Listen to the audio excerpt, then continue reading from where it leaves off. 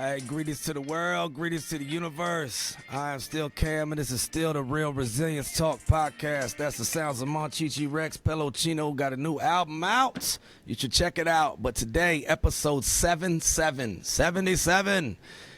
We got an awesome guest here for y'all today. Remember, this show is no reflection of or endorsement from any official organization. We are just speaking for ourselves, from our perspectives, and from our outlooks on life. So deal with it. All right, nobody on here. Well, nobody on. I'm not a doctor. I'm not anything accredited, but we're going to share some advice, share some outlooks on some things. We're going to talk about this subject of resilience because it definitely makes a difference in the way that we endure these lives that we hopefully enjoy. Without further ado, ladies and gentlemen, please give it up for our guest today, Dr. John A. King. Woo! Yeah. Hey, g'day, mate. Hey, how are you? What's going on? How are you, mate? Doing good, brother. Doing really good. That's a bad Australian accent, man. Don't do I that. love it. I was gonna ask, where part do you come from over there, yonder, down yonder? Down yonder, real South Texas. So my people, I'm indigenous. My people are Warramungu. We're right from the dirty centre, man. You got the big rock in the middle. They used to call it Ayers Rock, Uluru. North of that, about 5 hours. It's 5 days drive to get there. 5 days. Yeah, Warramungu, man. Yeah. I love it. Indigenous. That's amazing, man. That's amazing. And what brought you? Well, I'll ask first. Let me ask this first. First, number one, thank you. Number two, what is resilience to you, Dr. King? Sisu. Sisu. White-knuckled courage in the face of overwhelming odds. Resilience and relentlessness. Relentlessness, they go hand in hand. I don't think you can have one without the other. It's dragging your butt out of bed every day. It's making reasons, not excuses. It's allowing your past to refine you, not define you. It's that just falling forward and, if necessary, crawling forward to get it done, man. Relentlessness. Y'all heard that? Being relentless. Like white knuckle. Keep White going. knuckled fear in the face of overwhelming odds. It's a Finnish word, hard to define. Yeah. And basically, when everything is lost, the spirit of Sisu manifests itself. That says so much. I always talk about, the mind, body, spirit, and social connection. And, people go, what about the spirit? How do you maintain spiritual health, spiritual fitness? And it's like, well, when everything else gives up, the spiritual kicks in if it hasn't already, and that's what keeps you moving forward. So Sisu, what's the language? What's the background on there? Or is it an acronym? It's Finnish. It's a Finnish word. Finnish. It's a great movie, man. There's a great movie that came out called Sisu. Best date night. The guy says probably 6 words the entire time and just kills a whole bunch of Nazis. Phenomenal. Fucking all right. good. Yeah, I like Friday that night, man. Just get it done. Get your beverage of choice and get to Sisu. That's good stuff. Y'all heard that right there. Sisu right there. That's Finnish. I love that definition. That is, that's really, I don't know if we've ever had relentless being part of people's, because it's resilience. We can look it up in the dictionary and everybody has their own perspective on what does it mean to be resilient. But I love how you added in relentless. Like, you just don't stop. You don't stop. Can't stop. And we don't, and that's what we do, man. Keep moving forward. So, where, if you don't mind, what's your background? Where you hailing from these days? Because I don't think you're in the center of the rock right now, are you? No, mate. Texas. So down in Texas, got here about 20. Got on the first plane after 9/11 and came to America. Yeah, very first plane, United, on a Thursday. As goes America, so goes the rest of the world, economically, militarily, spiritually. And there was a lot of people hurting. I would be speaking Japanese or German if it wasn't for America. And I just wanted to say thank you. So a lot of people hurting. I got on a plane, turned up and started speaking a lot of churches, a lot of corporations. And I love it, man. Like, I love the United States of America. I became a citizen under the first Trump administration. And I'm not an Australian American. I'm not an Aboriginal American. I'm an American American. I'm so proud to be in this country. I'm so grateful to be here. This is a land of opportunity, and I don't know what people are bitching about. I love it, man. You've never lived anywhere or been anywhere else. You don't know what you got, man. Yeah, I was speaking with a friend this last week, and we were in some training together, and they were talking about trauma and things like that, and how it can, all the effects of it, and it can change your worldview, and everyone had like a, well, and even me, going through certain things, it made me more reserved, or it made me more protected, or more vigilant, and things of that nature. But he said that going overseas actually gave him a changed worldview in the sense that it made him appreciate America more, and some of the things that in Iraq, Afghanistan, and other places, things that we don't have to worry about in this land, or in the West, if you will, especially in those places of conflict. So it really, I'm just grateful for your love for it, and it's that Constitution that keeps us all together, like we the people. And that's what this show is made from. It's from the First Amendment, is to be able to use it for good, and to be able, if you don't like something, change it. So If I you've cut you never off, lived though. in a country where you don't have the right to bear arms to protect those that you love, then you have no appreciation for what you've got. Like it's the Second Amendment, the First Amendment, and the Second Amendment are just, they're transformative language, and it's just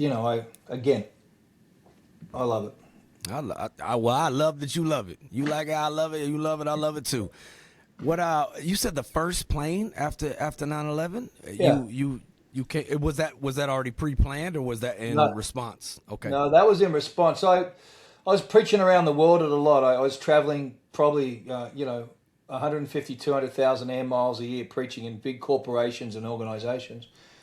And a lot of the guys I knew were leaving America in fear. They'd been over here, and they were just getting out. And I thought, pussy, I'm not doing that.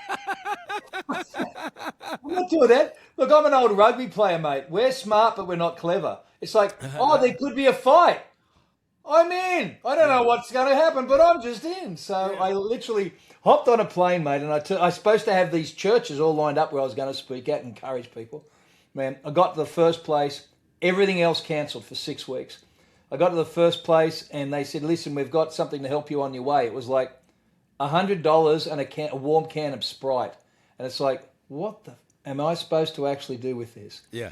So I spent 6 weeks just, but it might sound a bit, I don't want to sound, tree huggerish, but I just spent 6 weeks trying to encourage people. Yeah. I'd go to these small little meetings, small little groups, tell them that God was still on the throne. He hadn't forgotten his people. All these people were crying death to America. God's left America, blah, blah. I'm saying, this is like, that's stupid. Yeah. No, let's just knuckle up, hubble up, and just get this thing on, man. Let's get great, let's see it again. And so I traveled around there, and I just fell in love with the place. And I was ending up about here 9 months of the year, and I bought a house in Texas. And so I just based my travels around the world until I got sick. PTSD, recall of what happened to me as a kid. Yeah. And then the world just was a shitstorm. But up to that point, I was based out of Dallas. I could get anywhere in the world in 9 hours. That is true. I've been to Dallas so many times, but I've never been able to travel the city itself. But I've been to that airport more times than I can count. You definitely can't go anywhere from Dallas. Yeah, you can. Yeah. So when you came here, was it you said background preaching and going around and teaching and things like that? Is that what your background was in Australia as well? Because I know there's many layers to the cake of John King. Yeah, it was. I was doing a lot of business consultancy. Yeah. And for profit and for non-profit organizations. And so I just did, and I decided this is where I wanted to, and I'm so grateful for it, because I've had opportunities in America that I never would have had in Australia. And I'd actually, so I was abused and trafficked as a kid. We would call it trafficking now, what happened to me. And I had recall of that back in 2008. And I lost everything. I lost my family, my kids, my businesses. I was making a lot of money. My businesses, I lost everything. Became a total lock-in. And what America had at that time that no one else had was a start to an understanding of post-traumatic stress and complex post-traumatic stress. Yeah. Of a level that no one had. And even in America, it was closed off a lot to civilians because the military were just, 20 years ago, just starting to accept this as a thing. So I went back to the Napoleonic Wars and started research then into the Civil War, Second World War, And then the boys were just starting to come home, and this wave was starting to happen. And so I started to do. I was at the first wave of research and starting to apply that.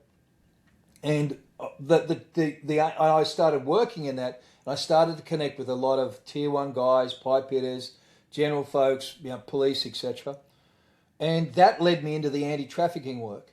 And we worked on the back end of the Epstein case, and the guy who took on from him, Liger. And so we all got into that. So it really overlapped in itself, working in anti-trafficking, working in trauma recovery, because the anti-trafficking is a sexy thing. Like, everyone wants to save kids. Get it. Who doesn't? Right. But no one wants to care with them afterwards.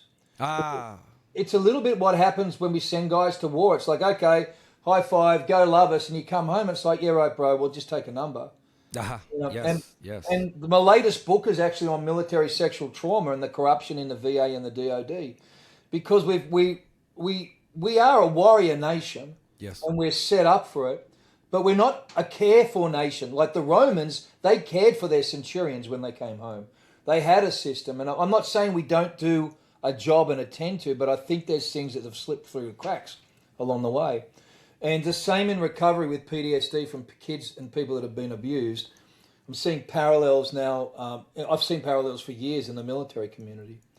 So that's really been my wheelhouse in my own recovery, is what lessons have I learned and how can I connect with people and how can I help, with what I'm doing.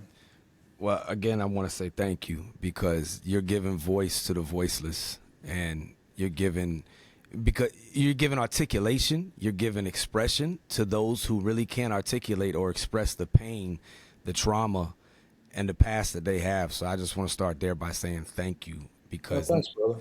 Because the difference between the hero and the villain, they say, and I heard this from Chris Williamson and Alex Hormozy, and some other people probably said it too, but the hero wants to make sure no one else feels the way they ever did again or goes through, but the villain wants to make sure that the world feels their pain. So That's good. I want to tell you thank you for being a hero, and I mean that 100%. Oh, cheers, bro. It hits on so many levels to me, because of my past and those people that I love and people I've led and people I've served with and have led me, because it's so, you said it so well, that yes, we all want to save kids. Yes, we all wave our little yellow flags and we say support the troops and all of this stuff and get your Foot Locker discount and all those good things in the time being when it's occurring. But then what about after? To those children, and also and even adults get trafficked. We know that. But what happens after? And that is where I think there's a lot of effort, and I think there's a lot of good intentions. But what I always say is that your intentions and your efforts don't mean shit if you're not effective. Yeah. And being able to realistically do that and sit with that and try and work that through. I worked out in my own life, it took me about 15 years and $300,000 to get well. So, and that's part of what we're trying to do. That was just you. That was just me. Wow. So now let's apply it to everybody else. It's going to take them about $10,000 a year in some sort of counseling, rehab, something, therapy, pharmaceuticals if they need some sort of. Yeah, I'm not an opiate guy. I've never taken opioids because they cause tremendous flashbacks. I'm not a CBD guy. I'm not a weed guy, because it in my mind it accelerates things, makes me incredibly paranoid. Yeah, it's not really good for me. Self-medicate with alcohol, but I'm a black fella, man. Like that stuff, I've got that red fella, black fella gene, man. Like I'm one whiskey in and I'm anybody's business. It's just not healthy. Yeah. So I came through all that and I tried to work out how to do that. And my came to understanding and just accepting it's at least going to be a 10-year process.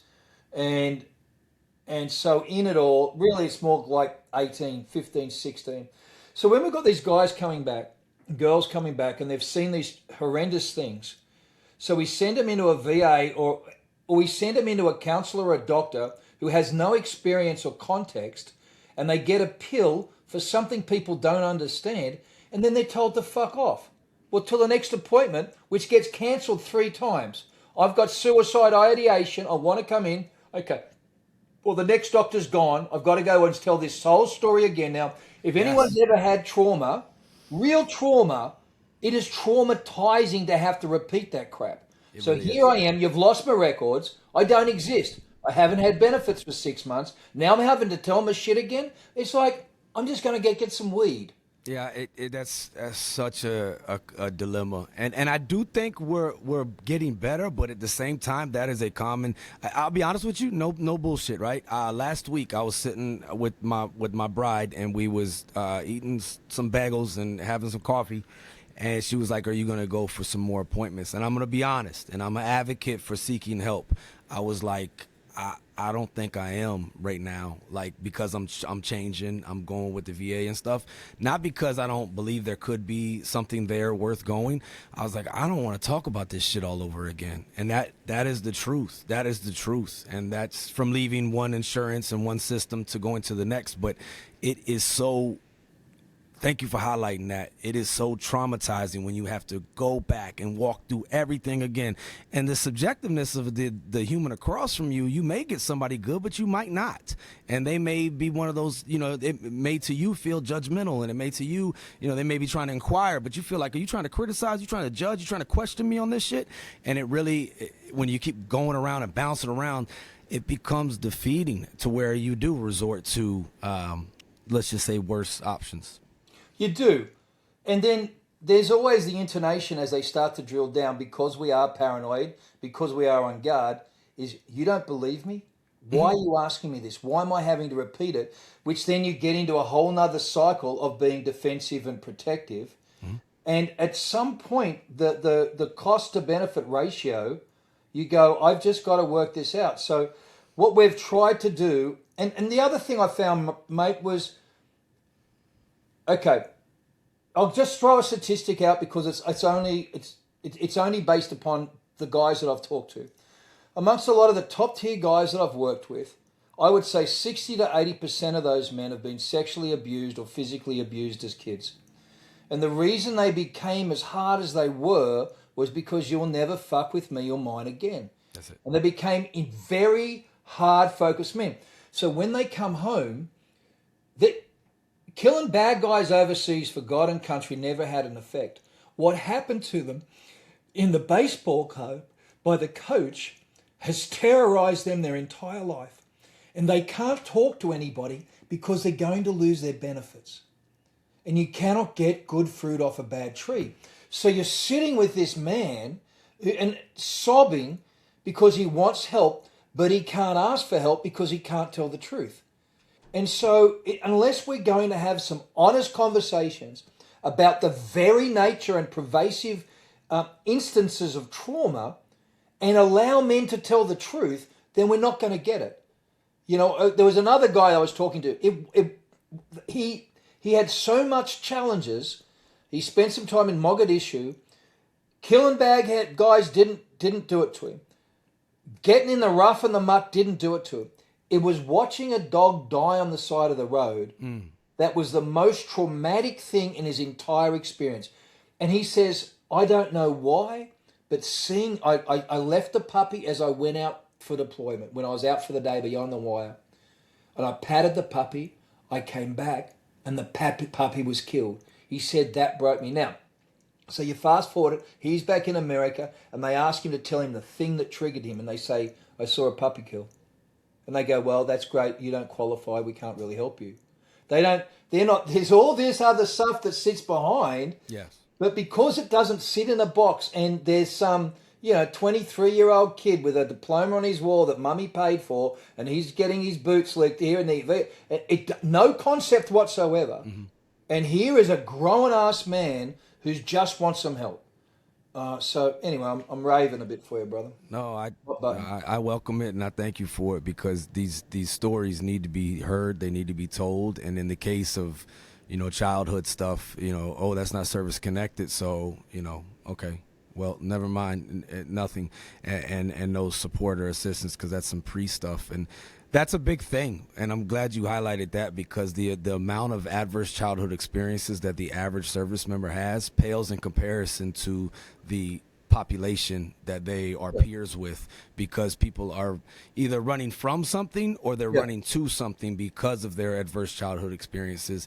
And you can't tell me for a second that the things they do go through while in service. Don't amplify that to another degree. Exactly. So if it was a human issue, if we wanted to talk about making human betters and helping humans, then we'd be very comfortable and talking through the gamut of the human experience and understanding you've got a privilege of walking with a man in this area of his life. But to discount this just lacks wisdom. Yes. We are the sum total of where we've come from. The totality, yes. And we have to take that into consideration. Now, any therapist will tell you that, any counselor will tell you, any psychologist will tell you, except if it's tied in with the aspects of a financial benefit. Mm-hmm. And that's why people like yourself, you just stop turning up. You just won't go into it because I don't want to, it's a lot. It's a lot to unpack and change over. And I will say, in case they listen someday, I've been blessed. I've been fortunate with a few of the individuals I've had in recent years, but there were those years also where I was like, oh, hell no. Like, I walked out of a facility one time. It probably wasn't the best look, but I looked back at all of them and I said, you fucking wonder why. And I stormed out because I felt like I was getting that check-in-the-box treatment and there was no sincerity, no genuineness. And then, which I'm sure is a great asset for you, which is the relatability. That matters. That matters. And to see what you're doing and connecting with them and saying, not like I know exactly what you're going through, but when you have your background and you are making the strides you're making and being a voice for them, I'm sure that tears down a lot of barriers. It does, brother. And to be honest, I've met with guys and I don't pretend to have served. I don't pretend to understand what they've been through. But once they find out what I've been through, they say, I wouldn't fucking swap your shoes for my shoes. And it's like, dude, I wouldn't swap my shoes for your shoes. Yeah. So why don't we just have a conversation about men helping men around a commonality? Yeah. You've developed some strategies and you've got some wisdom. Maybe I've got one or two things that can help you. And maybe we can just make life better for those that we love. Because really, as men, that's all that's important to us. We don't even care if our life's shitty. If our life's shitty and everyone else is fine, bro, I'll do shitty all day long till I fall off the planet. Because there's a meaningful purpose behind it, like Viktor Frankl talks about, right? Yeah. There's a meaning behind it. Same reason why we can go without sleep. We can go without sleep when there's a sick loved one or when a newborn baby, et cetera, But I want to anchor down right there because for anyone listening out there that's been on the fence about seeking help, you have to remember that, yes, you want to be a better you, but remember the you that you're bringing to them. You could be a better you to them, and they might not be getting your best. Now, don't take that like, oh, well, then I'll just do them a favor and not be here. Nobody's saying that. What I'm saying is they need you, and they need the best version of you. So if you don't deal with your mess for you, deal with it for them, because if not, it comes out, and we unintentionally bleed on others. So if you're listening right now, there's levels to this. There's a process to all of this, but suppressing it, it's going to eat you from the inside out, and you need to be a better you. And I sat on that fence for a long time. I did, and I didn't. I was like, get the fuck out of here. But I realized over time that I'm not. And I'm not even there yet, so nobody hear me wrong. Like, oh, Cam's got it all figured out. Abracadabra. Fuck no, I'm still figuring the shit out every day. Play by play, day by day. But the us that shows up in this world, and people need you. They need you to be the best you. Yeah, absolutely. Absolutely. I remember the person I was married to previously. She just told me I'd never get better, never get, and the best thing I could do was to remove myself from the world. And I looked at that as a question. I stared down a bottle and a barrel for a couple of occasions, and actually I received a phone call on the other end of the line, from the other end of the line, from the lady I'm now joyfully married to, not talking about anything, just talking about something. Other. And I think that's what happens when we get in that cycle. It becomes so spiral and inward and introverted. Yes. And the people that I've talked to, the concept of suicide, I have a challenge with people who say it's cowards that commit suicide. I don't believe it's the case. No. I believe it's people who have made a calculated decision to remove the most painful thing in the lives of those around them, themselves. Yeah. What they don't go to the next level on is ask themselves the question, is it possible to get some help and some hope? And am I prepared to pay the price to do that? Instead of making an excuse, finding a reason for it. Find a reason to do it. Yes. Look, your past will either define you or refine you. We have to accept that. Yes. Will either define us or refine. We have to find either excuses or reasons. Now, notwithstanding my childhood and notwithstanding your excuse, your service and what you did and what you went through, they can be massive excuses. They can be excuses for why I'm not coping today. They can be excuses for why I have bad behavior. They can be excuses for everything. Look, I love diagnosis. I'm ADHD, I'm autistic, I've got CPTSD. What those diagnoses are reasons, not excuses. They're data points for me to understand why I behave the way I am, why I do things the way I do it. If someone has got a diagnosis of post-traumatic stress disorder, that is the best news they could ever get, because they've now got an understanding and a starting point. They go, okay, I'm not just a dickhead. Well, I might just be a dickhead, but maybe I'm a dickhead because of this. Okay, now we've got something to work on. Yes, yes. You know, we can find a reason for this thing. We don't have to blame something anymore. Yeah, and then we can define it instead of it define us. Exactly. It makes us into the men. We're all at this point in life. This journey is now. And we need to allow it to make it into the men that we're supposed to be. Yeah. And when you flip that mindset from a victim mentality into a future-focused mentality, all your excuses go away. Now, it doesn't take the pain away. No. It doesn't take the challenge away. It doesn't make it any easier, but all of a sudden you're future-focused. And to your point, you start to care about those around you that need your care. You were tough enough to get this far. You can be tough enough to get to the next telegraph pole. That's right. Still the next mile marker. And we just change our expectations and we change our goals, and it's all good, you know. It is, and it's part of that, you know, that Maslow hierarchy of needs, that self-actualization. You really can't actually actualize unless you understand yourself and get to know yourself. But another thing that holds us back is, you know, what you were referring to earlier, where somebody says, I don't want to swap with you. There's a great Marine. He's actually a police officer up in Massachusetts now, but Corporal Andrew Koval is his name, and he Marine, and he served in Iraq and Afghanistan, and amazing guy, and he actually authored a book called Summer 2009. And it's not your classic war book where it's, you know, tactics and it's firefights, and he speaks to it, he references it, but what he actually does is he draws from his journal. He draws and references his journal that he kept over there, because writing's always been a thing for him. And he closes the book saying that, he says so many profound things in it, but he closes it saying that, you know, basically trauma is trauma. And if it's a big deal to you, it's a big deal, and that's all that matters. That's all that matters. So what I take from that is that comparison's the thief of joy, but also to anyone out there listening, comparison's the thief of healing too. Yes, well said. It really is. Very well said. Very well said. Because if you're trying to compare yourself with someone else, you're limiting your ability to be able to get whole. Man, that's a really interesting thought, brother. I was just with someone the other day, and they're in this cycle of comparing the fact that they've only got 80% disability and they really feel they should have 100% disability, and this person over here didn't do anything like they did, and they've got all the benefits and they don't have. And so there's this, and so the inability to celebrate what you do have. 80%. Who can celebrate that? You can't. But in this guy's head, that's what this whole thing was a number amount. And he was comparing and competing with someone else.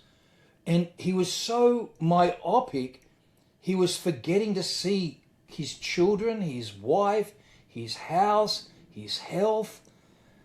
Just because of what you said, it robbed that joy and that possibility of seeing a future horizon. It's a cancer. It really is, and it eats us from the inside. That comparison. I mean, it's part of it's the bad side of our culture. It's good to be competitive, but you know, you can't compare your chapter 1 or your 80% to someone else's 100%. Like, you got to do yours. And to that young man that's out there, that young warrior or that young woman out there, whomever it may be, that is about percentages. There's this thing. And we're all willing to die for that document called the United States Constitution, right? And that thing's even got 27 oops, let's make it betters called amendments. And you can always have an amendment, you know what I mean? That's all it was, right? But we're willing to die for it. And there's 27 oops, let's make it betters, right? Well said, man. That's fantastic. So we're always failing forward, right? We're always figuring out what first attempts at learning. That's what it is. What Nelson Mandela said, it's not that I don't ever win or I don't ever lose. I don't ever lose. I either win or I learn, right? Yeah. So it's that first attempts at learning. So to that young man or any young warrior out there, there's these things called amendments. You can try one, Yeah. And that way you don't have to be stuck in that where you just said like it's eventually what's sad is I see a lot of veterans, you get nihilistic. And yes.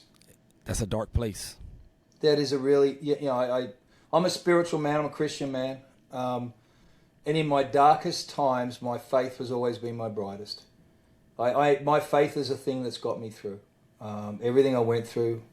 I never signed up for my childhood. My childhood was inflicted on me. It was not something I enrolled for. It was not something I got a college degree out of. Right. I got a life lesson. But it's the sort of thing that should never happen to anybody. No. And but I'm grateful for it because it's the lessons I learned. You're talking there for a moment. I've got my private pilot's license, and I remember at the start of my recovery, I read 200 books, and I just consumed this because there was nothing for men who'd been sexually abused, particularly by women. And there was no support. There was literally nothing in America. There is still only one house for boys that have been trafficked. And I read all these books, and I got to about year 3, and things just weren't changing for me quick enough. I realized a couple of things. First is IRAT, Information, Revelation, Application, Transformation. IRAT. I got to write this down. I'm sorry. You can't give me an acronym I'm not going to write down. I might get this into a tattoo. IRAT, Information, Revelation, Application, Transformation. I read 200 books. I gathered the information. But I realized that unless it became my information, and at that point I started to apply that information. Yes. Only then did I see transformation. And we can go to our support groups and we can read our books and we can listen to our podcasts. But if people are hearing this today and they find one thing and they make that one thing theirs, and that'll be the thing that'll change them. Yes. If they're just sitting on a treadmill listening to stuff, nothing's going to change them.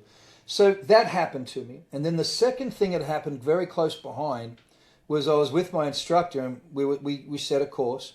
And he said, we're going to fly out here for an hour, but I want you to set our directional finder 1 degree off. And so by the time we got to where we were supposed to be, we were so far on it. Mm. And what I realized was that I had a tendency to overestimate what I could do in a year and underestimate what God could do in 10 years. Yes. And I thought to myself, disappointment comes out of unmet expectations. I'm massively disappointed because I'm not changing. Why? Because every morning I get up and I hate myself. I want to change. I'm going to change everything today. Everything. And then tomorrow. I'm going to So I said, stop it. Okay, how much can I change? Realistically, how much can I change? I'm going to change 1% a day. Well, that's 365 changes in a year. Well, that's stupid. That's never going to happen. You can't even change your socks some 2 days in a row. Okay, I'm going to change 1% a week. Well, okay, well, that's getting better. That means you think you can change in 2 years. You're going to be totally over this thing. Not going to happen. So what I settled on was I gave myself permission to change 1% a month, consistently. And my goal for the last 15, 16 years is for John to be 1% a better man. Now, in a microwave culture that wants to put popcorn 30 seconds plus, we don't like that. No, we don't. We want it now. Now. But in the reality is if we will just give ourselves permission, and people don't want to hear lower your expectations to realism and say, okay, what's the one thing? Just take one thing from this podcast, one thing, and just spend 30 days trying to do that one thing. If you line that up consistently, you've changed 12%. Yes. Next year, you've changed 25%. 4 years, 50%. If I could say to you, in 4 years' time, you'll be 50% a totally different man, would you be happy? Absolutely, I would. Absolutely. That'd be exciting for me. In 8 years, you'd be a totally different person. Man, I'd look forward to that. Well, okay, you can. It's 1%. Just do one thing for the next 30 days. That's it. That is powerful, and you threw it in there, and it's one of my it's one of the words that haunts me, but I know it's the key to so much in my recovery and seeking to be the best version of myself. I fall short of it, know this, but to try to reach that potential to actually self-actualize, you said consistency. Yeah. Consistent. You said consistently. And you look, it's what, February now in America already. How many people tried to bite off more than they could chew and they choked with all of their, I don't call them resolutions, I call them declarations, because I ain't about to resolve anything. I'm about to declare. You feel what I'm saying? But even then it's got to be reasonable. It's got to be attainable. And 1%, I think that's something that we can manage. And there'll be those days, everybody, that if you're really seeking, healing, or if you're seeking to try to better yourself, there'll be days. And I used to have a very, cognitive distortions, right? Very synonymous with a lot of my D's that I got, the disorders, but all or nothing. And it's black or white. It's either good or it's bad. And, that sounds good, but I had to learn to accept in the recent years that some days it's just, hey, I didn't make anything worse today. Very well said. Very well. I'll take that one. I'm stealing that one as mine, man. I'll put that in front of my Bible. I stole it. Good. Everything's stolen, man. That's right. Nothing's original. The first time I'll quote it, I'll say, yeah, Cam Campbell told me this. The next time I quote it, it's like I've always said. Yeah, that's right. I've been saying this for a while now. I'm Dr. John King. Yeah, but no, seriously, sometimes that's the struggle because we put so much pressure, especially in this popcorn, this 7-Eleven, I want prime now, as Ronnie Chang said in that stand-up special. Is hilarious, but it's not reasonable. And we all know, similar to food, right? Similar to food, it tastes better when it's slow cooked. You can eat a Hot Pocket out of the microwave if you want to, but that nourishment of life as well, and the healing and the progression and the growing, it takes a little bit of marinade. It takes a little bit of slow roast, a little slow cook a little bit to make things taste. Even vegetables, if you saute them the right way, and it's slower, it can taste that much better. So can your life. But some days you're gonna suck. But did you make anything worse? Yeah, and that's really good. And some days you'll do 2 or 3%, 5%. Maybe you'll have a 7% week. Yeah. As you said, the whole, 1 step forward, 2 steps back, or 2 steps forward, 1 step back. I decided I couldn't even do that. My goal was to lie flat on the ground and just pull myself forward fingers at a time. Because if I'm flat on the ground, at least I'm not falling any lower. And I was comfortable. I'm not competing with anybody. I just need to get every day one. Man, I can travel miles doing that because every day I will turn up relentlessly and resiliently, and I will crawl in my face if I have to get to my future. But I'm just not giving up. No, that's so. Oh man, I'm stealing that right there. Just finger inches, inches by inches, and that's what it is sometimes. That's what it is, and we have to accept that. And whatever the process is, but it's that. You're still even if it is 1 step forward, 2 steps back, it's still motion. You're not stagnant, and that's sometimes the worst place to be. But I want to go back to that IRAP because I think this is so important for anybody out there, especially in this this information age that we're in. I think I heard Tony Robbins say it best. He was like, we're over inundated, and we have the most information ever. We have the Library of Alexandria at our fingertips. However, we are starving for wisdom, and I think Bruce Lee said this: knowing's not enough, we must apply. Willing is not enough, we must do. So yeah, you can listen to all the podcasts you want, you can read all the books and self-help and all that stuff, but there has to be some action with that. There has to be some application with that.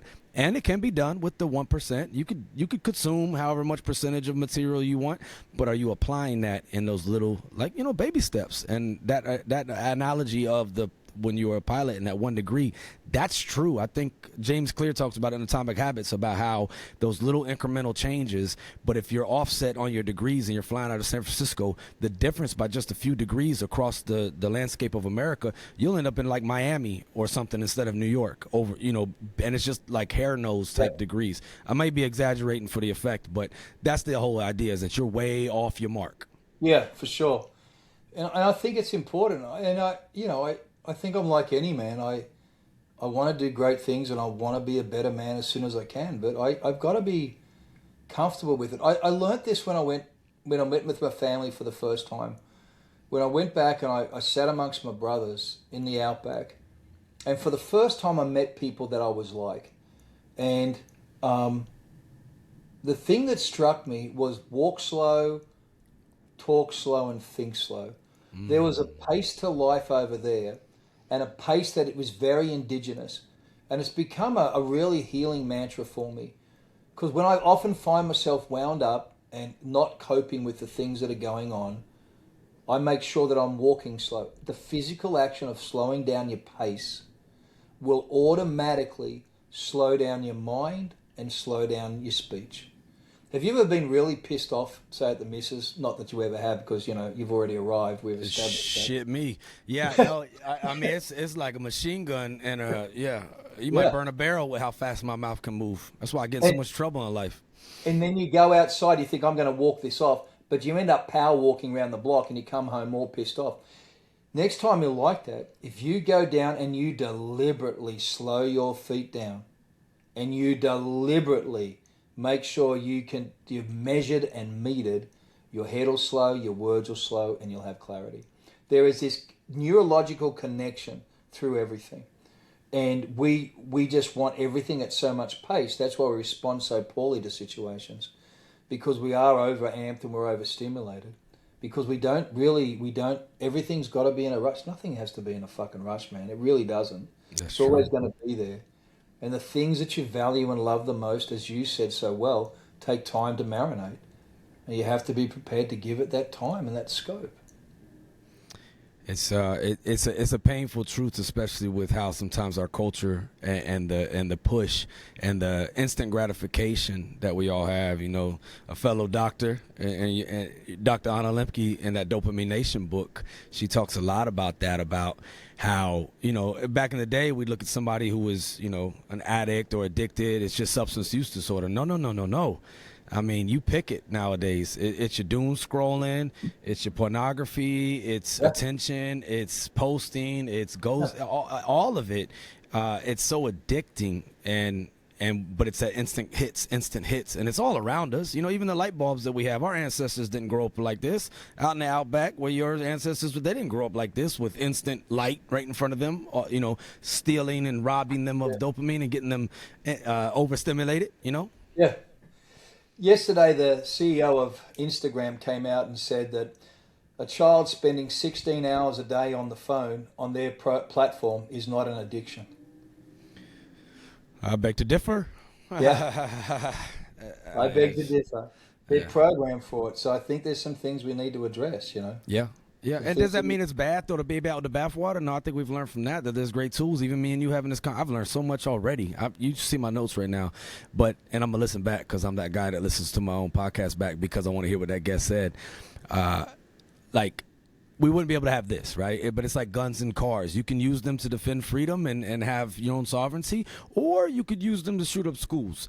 Cars can be used to drive to see a person that you love and take you places, or it could be used on Bourbon Street and murder people senselessly. It's all about how you use it. But the problem is with technology nowadays, especially something like the social media platforms, is that our attention is capital, and so are we. So it's not like we're using it; it's using us. The car doesn't use you. The gun doesn't use you. This uses you, and that's scary. And we have to be, like you said, aware and. Yeah, that's very good, brother. Very, very cautious. Good. Cautious. It's very lethal in today's world. So do not stigmatize anybody out there as people that are addicted or just winos and junkies. Nah, we're way past that. We're way past that. It's soccer moms to good old dads that are strapping up and just think about opioids and so on and so forth. But I think a lot of that is because we're trying to self-medicate. And there's we walk in a pharmacy all day long, and those things may not be the things that are healthy for us. That's good. That's very, very good. Very good. Yeah. What has helped you with and I appreciate what you do for speaking out for men, because especially those of us who have served in the armed services or any kind of traditionally masculine role, I think the numbers, number one, sexual assault, sexual harassment, all those things are far underreported in general, but the level of males that do not come forward to report, I can only speak from my experience, are almost catastrophic, the numbers, because, when you come forward as a man, or if, let's just say, if you're a woman and you come forward that you were sexually assaulted, usually your sexuality is not questioned. Your masculinity is not questioned. When you come forward as a man, we're getting better at things, but the empathy is not there yet, and the stigma is there, and that's enough to keep people away. Plus, as a man, you feel emasculated and ashamed. That's exactly, brother. You've really touched it. I look at the numbers with military sexual trauma. So we'll talk about the 1 in 3 women. We'll talk about that. But we won't talk about the fact that there's 829,000 women, okay, whatever it is, and there's 955,000 men. So the ratios that are actually happening, in sheer numbers, there are more men that experience sexual trauma in the military than there are women. 40% of all disclosed sexual trauma in the VA is male. That's what's reported. That's what reported, exactly. That's not underreported. And you look at guys, we've got the 1 in 3 statistic and the 1 in 6 statistic. 1 in 6 is a trendy URL, but it's totally inaccurate. Any law enforcement will tell you that over 50% of sexual and physical violence is against boys. Yeah. You look at the trafficking issues. Now, everyone wanted to make the border into a political issue. For me, it was a human issue. 60 to 70% of those people being brought over were being brought over as slaves. And most of those, the large majority of them, were men, bringing in for forced labor or for war, gangs in our own country. Exploitation. Yeah, totally. And you know what it's like, brother. You were overseas, anywhere in the stands. It's like 85 to 95% of boys over the age of 11. Girls are for procreation, boys are for recreation. And our troops were told to stand by because of cultural issues. They were not, however, told to stand by if it was the rape of women and girls. We, in fact, had an entire UN department for that. But we'd never had a UN department for the sexual abuse and mutilation of boys and men and boy soldiers overseas. So this whole thing has become a gender issue instead of a human rights issue. Human, yes. And all I want to is me too. Is not women, it's men too. It's all of us together. Yes. Humans, yes. Just be human. Just don't. And, I hear about domestic violence. 45% of all cases of domestic violence in the UK reported is male. Women on men. You have a look at the figures. You talk to law enforcement on the ground in America. They'll tell you it's about the same. The majority of domestic violence starts with a woman striking out, especially nowadays because, and then it reciprocates, it goes the other way. So we're not having conversations about the human condition. Yes. And that's really just what I want to try and do. And that's what this book I've got coming out is about this thing. And we need to be talking about military sexual trauma just because it's a conversation that needs to be had. It needs to. It's just like all the other harmful behaviors or destructive behaviors, or bad to go instead of good to go. Yeah. And to get left to bang, it is important to have these conversations because honestly, we don't know what we don't know.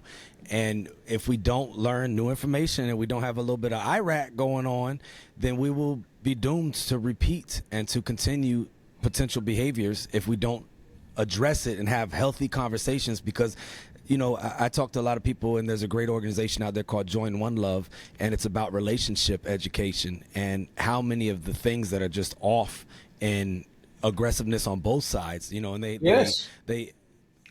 it leads to people dying, not only in the act of the domestic violence. And one of my close relatives, more like a sister to me, but she's my cousin, she was murdered in domestic violence, and she was leaving. It happens both ways, and it's disgusting because people's lives, not only do they die in the tragic that I just described, but they can die. They can be zombies for the rest of their life in a sense because they don't even live to their fullest, or they could eventually hurt themselves and they're no longer around, or hurt somebody else because of their trauma. And that doesn't justify any of it. It's just the fact that males especially will not come forward. And even in the military, there's a lot of people that don't come forward in the military because of the stigma or the unit they're in, or they understand there may be a good old girl or a good old boy network, because it works on both sides. I've seen it. There's good old girl networks too. And you don't come forward because you don't want to rock the boat. And then maybe later on you process, and 3 years later that trauma hits you. It it can erupt when it does, and it takes those, what I think you said, a recall that you had experienced, and it could bring you right back, and you be out. And it happens in units too. People go from another unit to another unit, and then they report it at the new unit, but it's really a reflection of the last unit or the unit before that. But they finally feel in a safe and comfortable enough place to come forward with it. So I guess what I'm really trying to get at is we cannot just look at numbers, because humans are not just numbers. Humans are human beings, and the numbers may not lie, but they are so misleading because it doesn't depict or articulate the whole situation. You're right, and that was very well said. And that's the challenge. That's the thing that I've seen when I've been talking to veterans about MST, is we're comfortable, just like sexual abuse in civilian land. We're comfortable. Unfortunately, we're comfortable talking about women and girls. We are not comfortable talking about men and boys. And so we have it and this novel deals with that. The protagonist in there is a woman who was in the first Gulf War, was raped overseas. And I tracked it through a series of instances when I talked to people that had happened to. And they came back and how they were denied acknowledgement because it was going to violate Saudi protocol at the time. It was a political decision that ended them bringing up. And so you've got this woman that's going through a career trying to get help from the VA. And because it was denied based on a Saudi protocol, she's unable to get the help that she needs, and she ends up dying. And so it's all based on true events. So because this happened over here, because it was political, they can't change the records up here because those records don't exist. And this person is not believed throughout this entire process. And that's re-traumatizing in itself, right?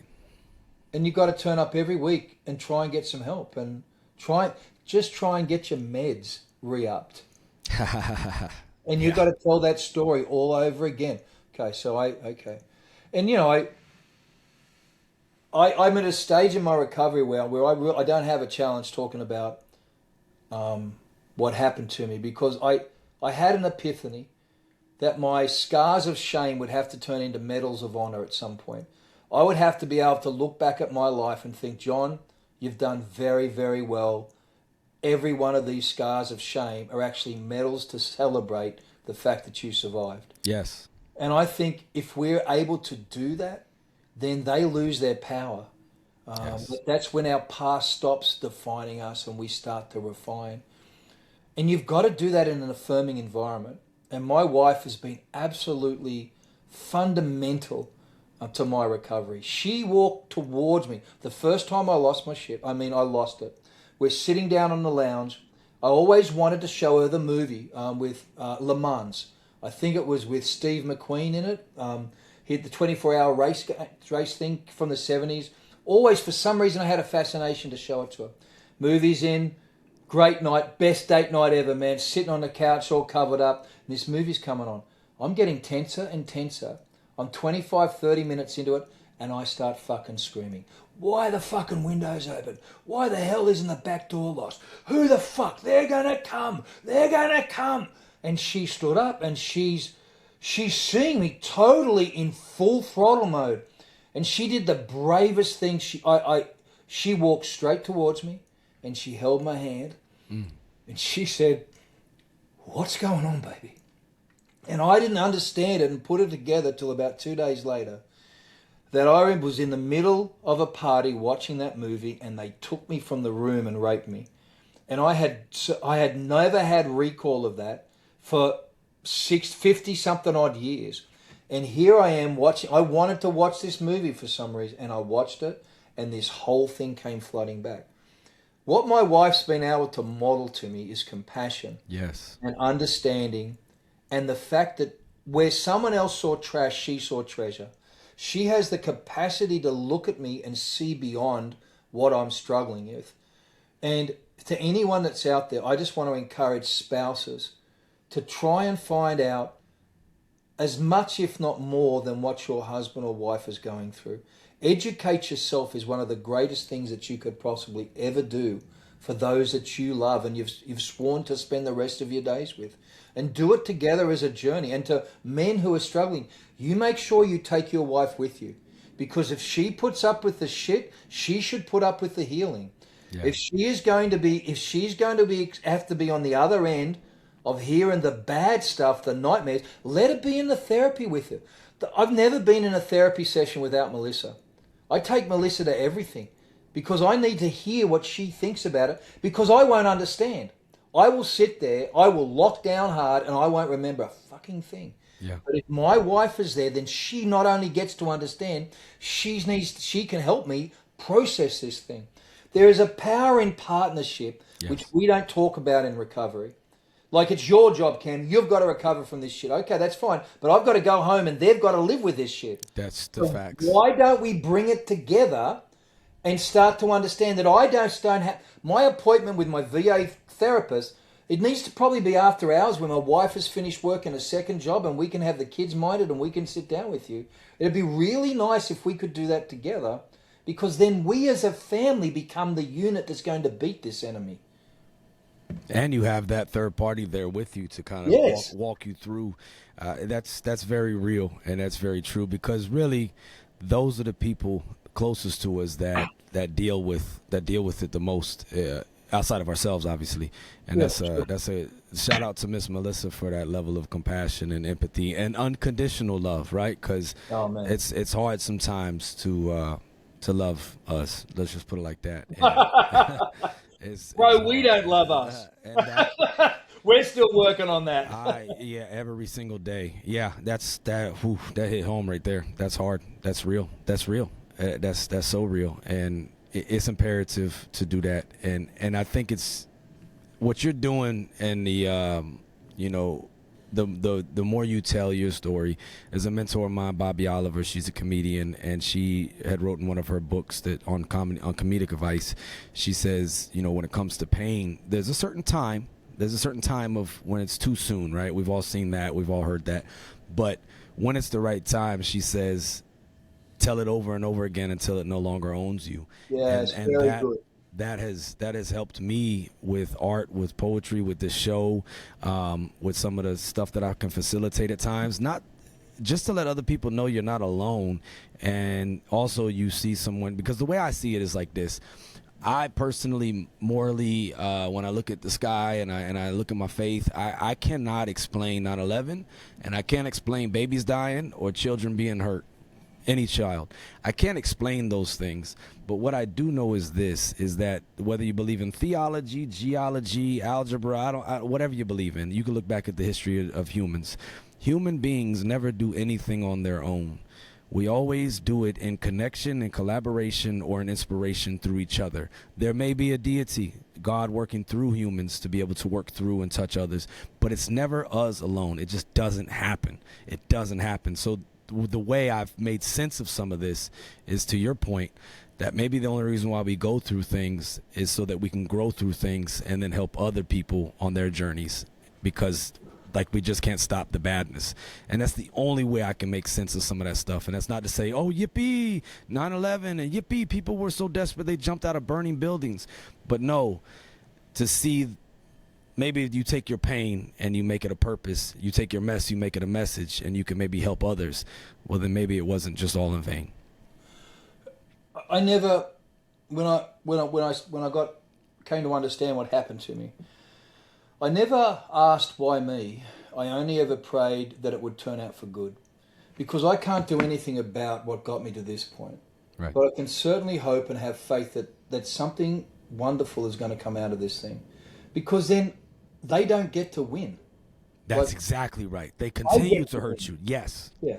I get to win. That's right. And haven't they took enough?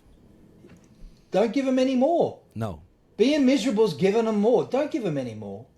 Just stop now. Just stop now. It's okay. You're okay. You are okay. It's good. Yeah. You're good enough. You're enough. You are enough. That's a very important thing. And even if you don't love yourself right now, there's people who do love you. There's 8 billion people in the world. Don't just look at those people that didn't love you and that hurt you. Man. There's a lot to go around, and maybe you haven't found those people yet. But there are people who need you as well, and you may not have even met them yet. Good. Very good. I'm sure in your times of all of that, you could never imagine the amount of lives you've been able to help and to be able to support and encourage, or at least just give validation to. Like, man, here's this strong, buff dude with a cigar, a beard, tough ass accent, like sound like the Australian Jason Statham over here, tattoos on their arms, and you're like, no, I was a victim of sexual trauma and trafficking as a child. And you go, huh, what? You know what I mean? It's real. It is, mate. And that,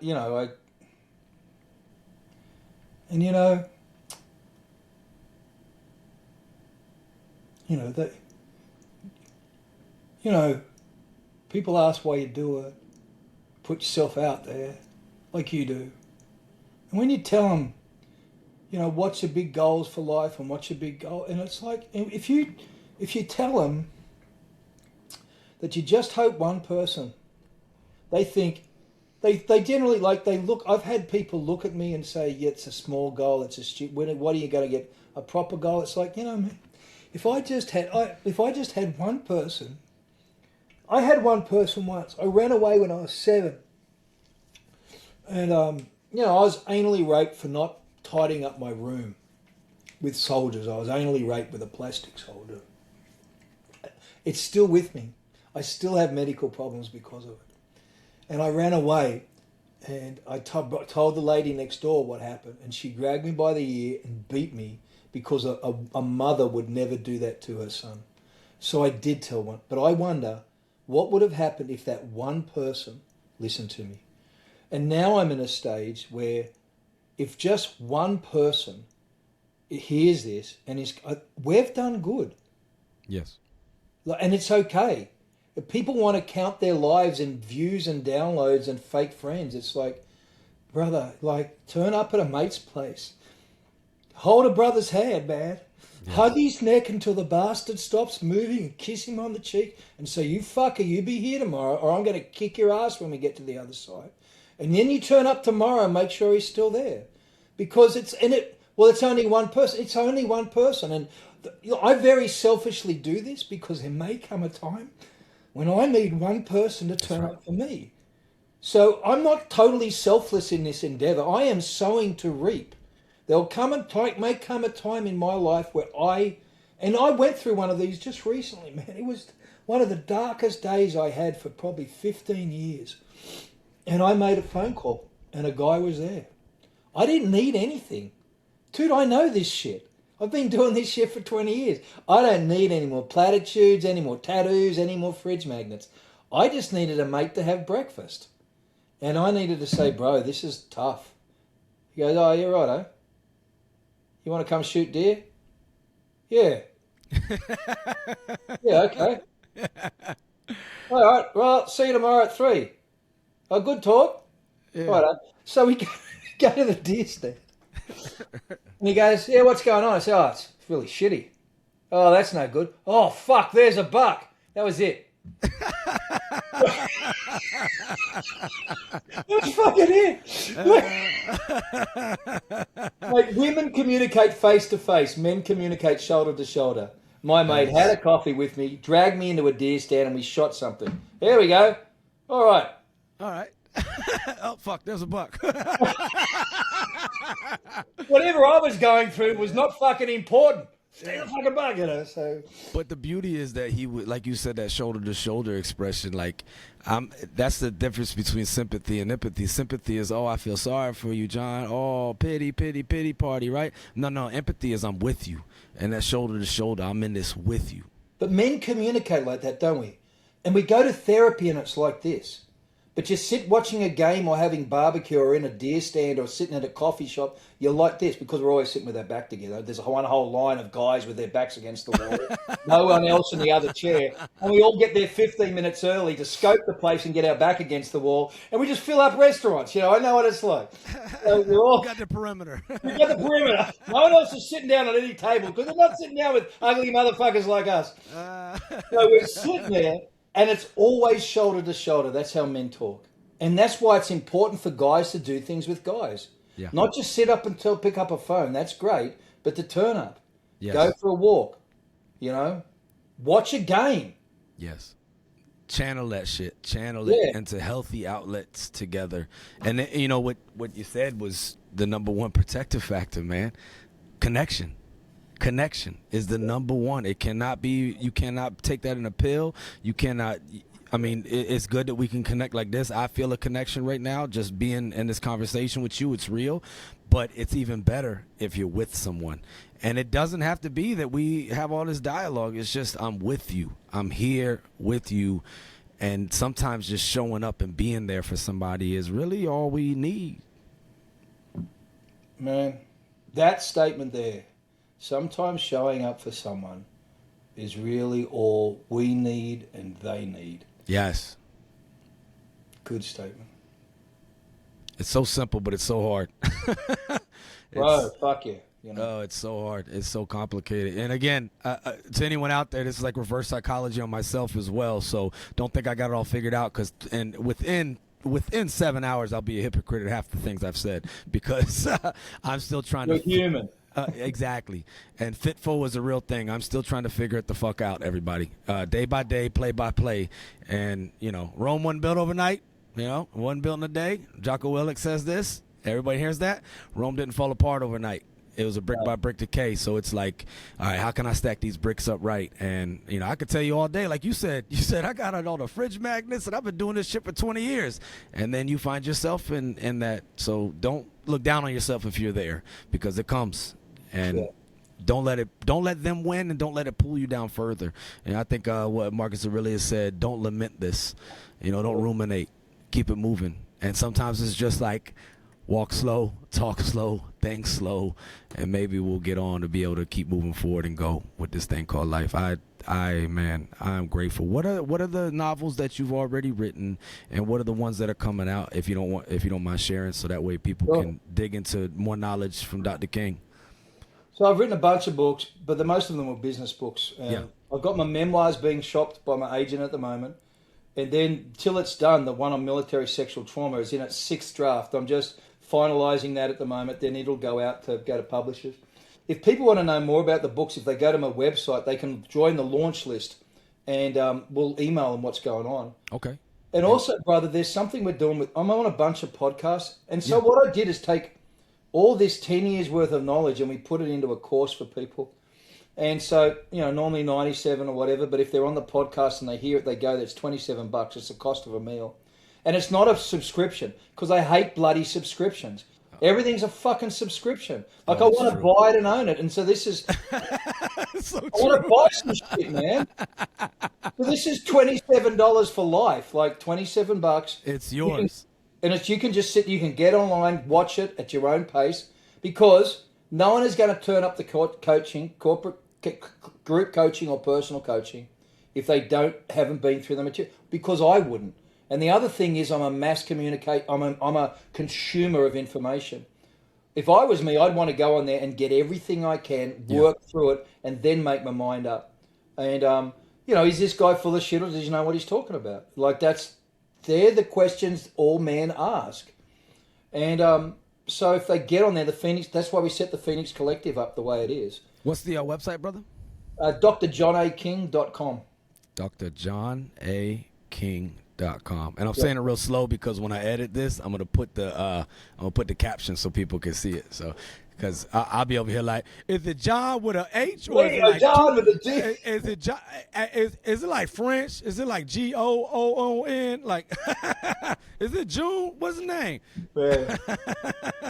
I love AI, how it spells some shit. It's like, are you fucking kidding me? I'm smarter than that. Hey, the English language, no mercy. Like, it's my first language and I still foul it up. So all the time, man. When I went to Japan, I got humbled. When I went to Iraq, I got humbled. I was like, I learned Arabic and I was like, this makes more sense than ours. You know what I'm saying? Because there's 2, 2, and 2, right? Come on now.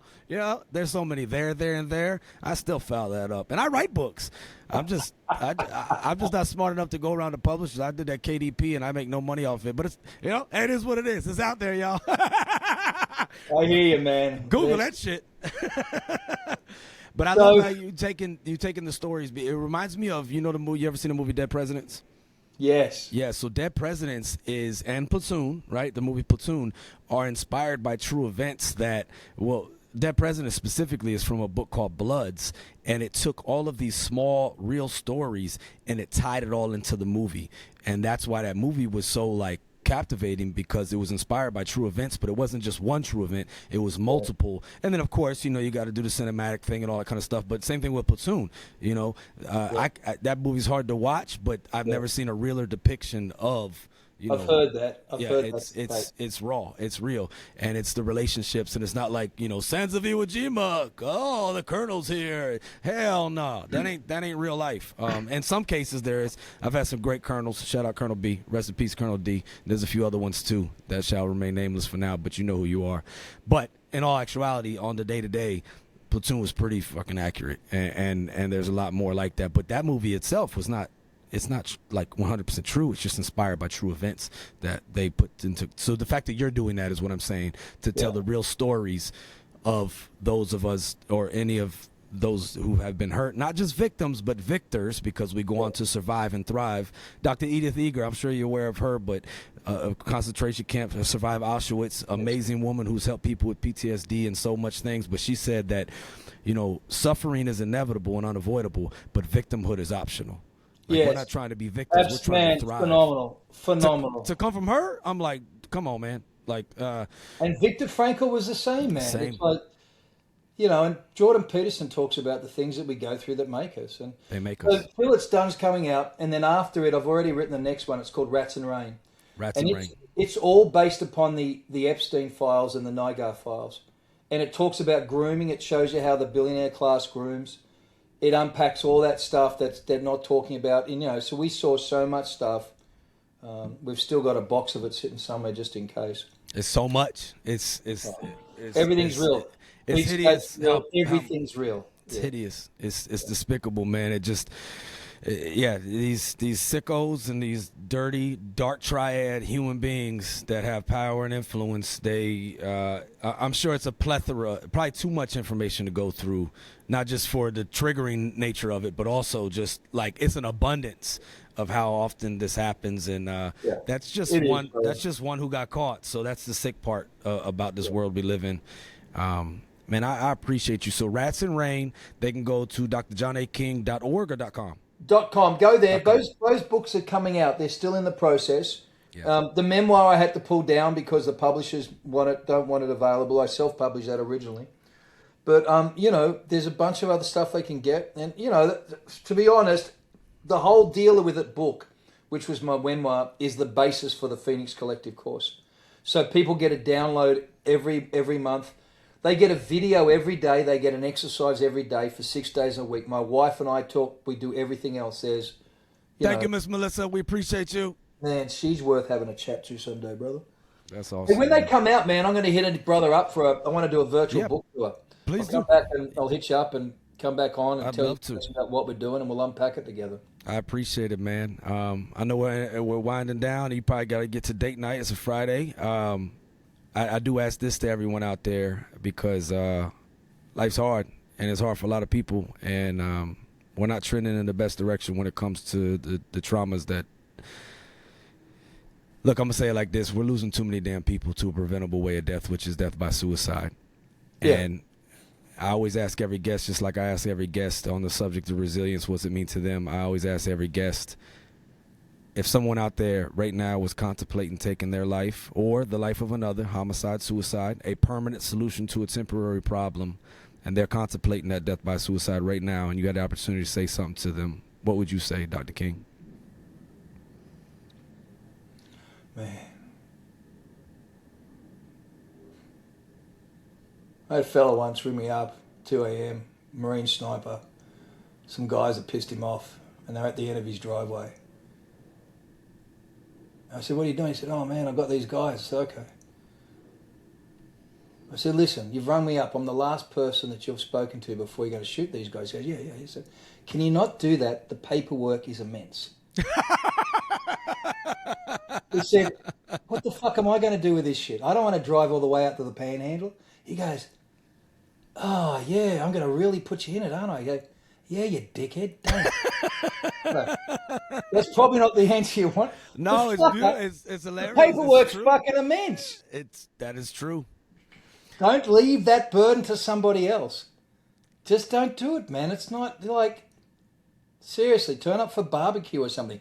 Go see Cam in DC or me in Texas. Turn up for barbecue and a beverage, but don't do that shit. It's just not... The paperwork is immense.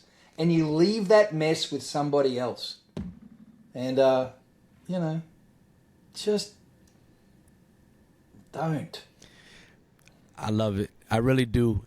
You remind me of a mentor of mine named Mr. Brad Bonar. He started an organization called 1 Degree of Separation, a genius organization because they tie like old school art, tragedy, and comedy. They bring comedy in, and each comic does a few minutes, and then they talk about the subject of depression and suicide. And I'm paraphrasing, but he explains that one lady had called and said, "I'm going to jump off this bridge." And he was like, "Well, where are you at?" And she was like, "I'm, wherever it was." He was like, "That's not even going to do shit. That's..." You're just going to break shit. He was like, you might sprain your ankle. Get a better bridge. And just the humor, man. The humor, it's such a medicine, right? Like Lord Byron said, laughed often is cheap medicine. Do it often, right?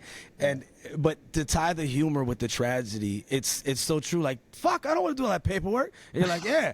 But it for that moment, when you're caught in those feels, it distracts you from that feeling. And it's not that fucking Dr. King don't care or that the man Brad had just said. No, that's medicine in itself. Instead of going, oh, right? Maybe making you fucking laugh is what we need right now, because that emotion right there can pass. And the thing Brad said one time when I asked him, I said, "What would you say, man?" He had some great, comedic dialogue, but he also said, "Wait, fucking wait, just wait till tomorrow. Just fucking wait." And that's what he told that young lady. And he was like, "Why don't you come down here with us? We're at this location, and just come in and hang out with us. We're doing some comedy and fucking around and stuff." And she was like, "All right, I'll be there in a few minutes." But he was like, "That bridge? Oh, you'll fucking hurt your ankle. What the fuck are you saying?" Shout out to Brad Bonar and Victoria Bonar from 1 Degree. That had me rolling, dude. Like, what?